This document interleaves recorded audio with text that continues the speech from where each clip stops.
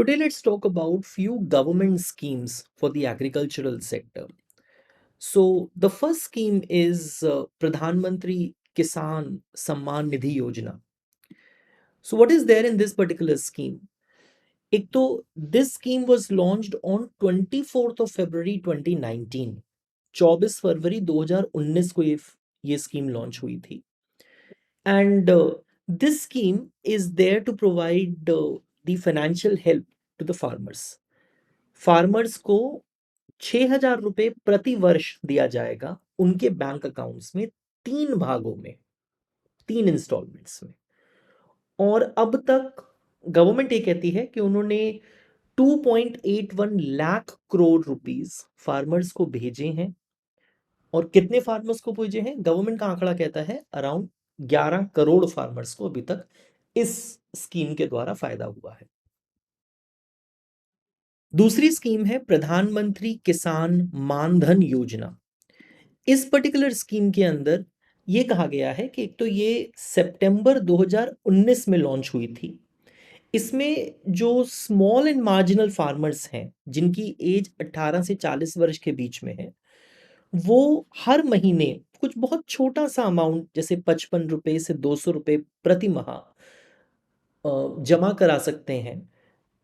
और उनको 60 साल की उम्र होने पर 3,000 रुपए महीने की पेंशन दी जाएगी, ये कहा गया है. राइट.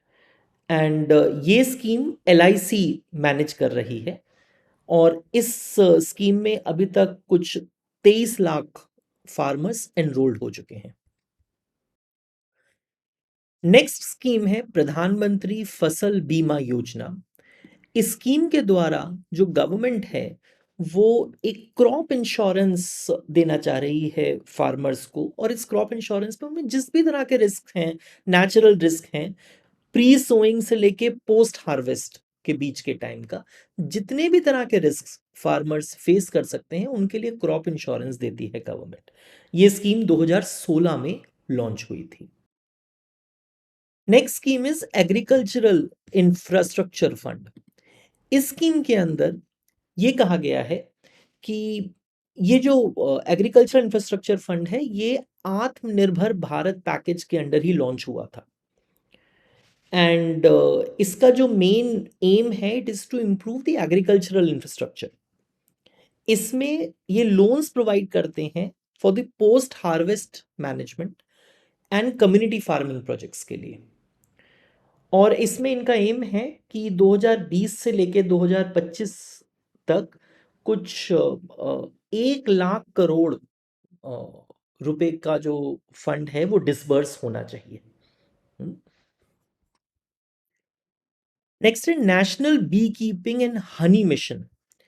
इस पर्टिकुलर प्रोग्राम के अंदर पहले तो ये जो प्रोग्राम है ये 2020 में लॉन्च हुआ अंडर आत्मनिर्भर भारत अभियान. और इस प्रोग्राम के अंदर जो ओवरऑल प्रमोशन और डेवलपमेंट को देखा गया है हनी बीज की कीपिंग में, बी कीपिंग के अंदर. And they wanted to achieve the goal of sweet revolution. Sweet revolution, that is the word they have given. जैसे हमारा ग्रीन रेवोल्यूशन था, वाइट रेवोल्यूशन है, this is what sweet revolution is. Next scheme is Namo drone दीदी.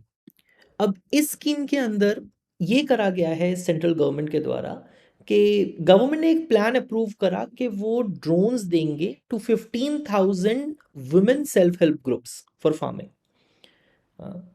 इस scheme के तहत उनको 80% of the drone cost as an aid मिल जाएगा.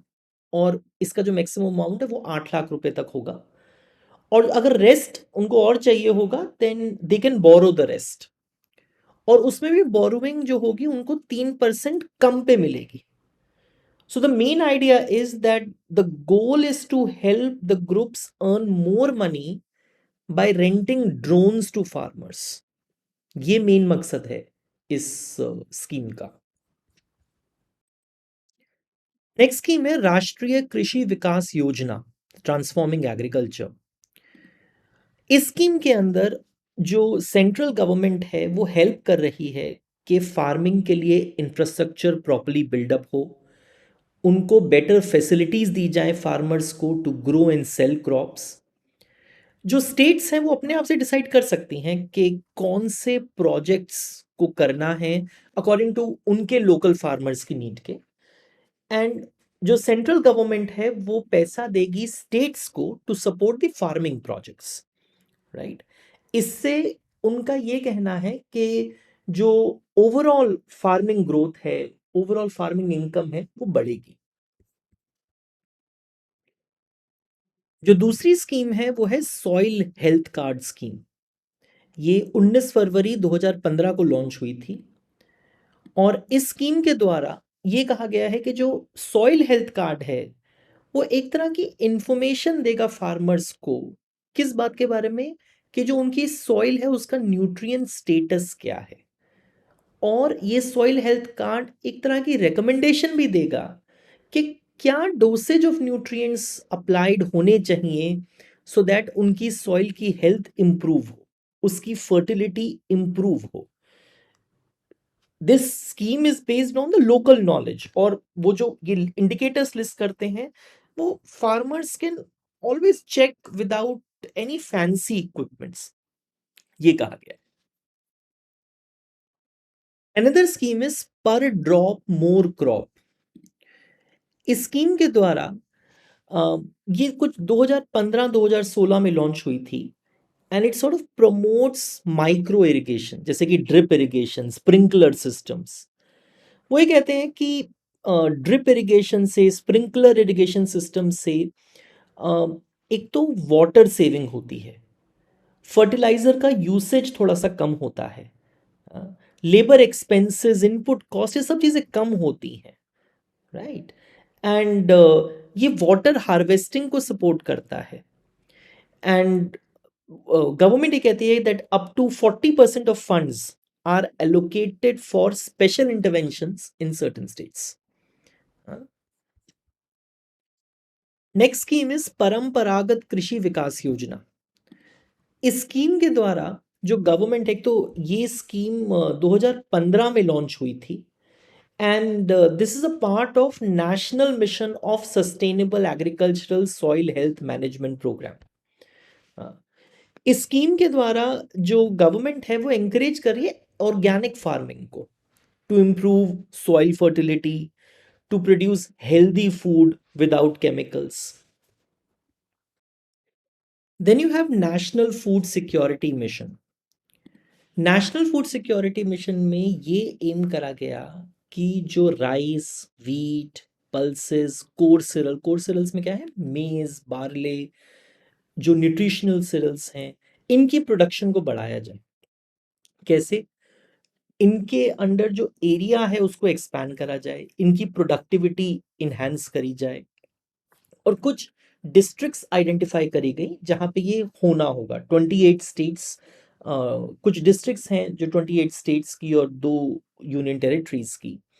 अ, और यहाँ पे जो मेन ऑब्जेक्टिव्स थे वो ये थे कि आप सॉइल फर्टिलिटी को रिस्टोर करें, प्रोडक्टिविटी को बढ़ाएं, जो इस तरह से जो फार्मर्स हैं उनके अंदर भी कॉन्फिडेंस आएगा, और आप उनको पोस्ट हार्वेस्ट वैल्यू एडिशन भी दें, right. Then the next scheme is the National Mission on Edible Oils. इस स्कीम के अंदर ये कहा गया कि अ, एक तो ये गवर्नमेंट ने 2021 में लॉन्च करी थी। दूसरा, इस स्कीम के अंदर ये कहा गया है कि जो ऑयल पाम की कल्टीवेशन है उसको प्रमोट करा जाए और कंट्री को एडिबल ऑयल्स के अंदर सेल्फ रिलायंट बनाया जाए। इसके लिए उन्होंने फोकस करा कुछ नॉर्थ ईस्टर्न स्टेट्स पे और अंडमान निकोबार आइलैंड्स पे।